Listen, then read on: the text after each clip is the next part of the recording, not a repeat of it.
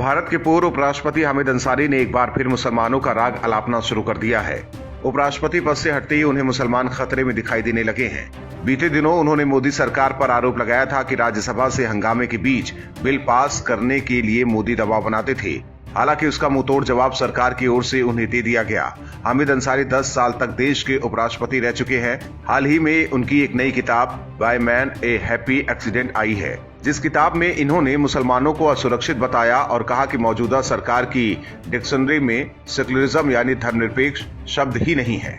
अपनी किताब में इस टिप्पणी पर जब जी न्यूज पर प्रसारित इंटरव्यू में उनसे सवाल किए गए तो वो उन सवालों से उखड़े हुए नजर आए और बार बार मुस्लिम असुरक्षित वाली टिप्पणी पर सवाल पूछे जाने पर हामिद अंसारी ने थैंक यू कहते हुए माइक निकाल दिया।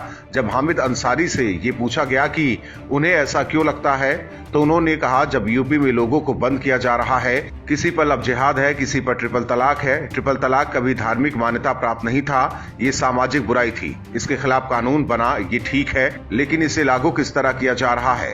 पूर्व उपराष्ट्रपति से कई बार ये सवाल किया गया कि वो ऐसा क्यों मानते हैं कि मुसलमानों में असुरक्षा की भावना है, तो उन्होंने कहा कि परसेप्शन यही है।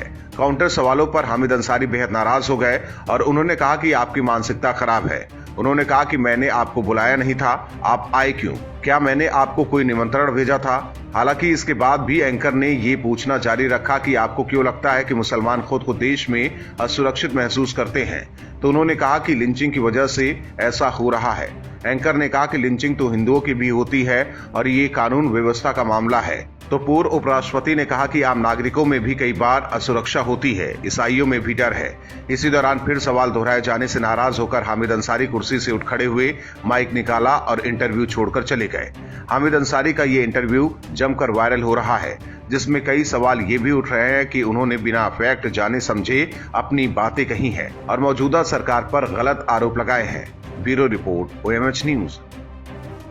और भी वीडियोस देखने के लिए चैनल को सब्सक्राइब करें और बेल आइकन को दबाएं।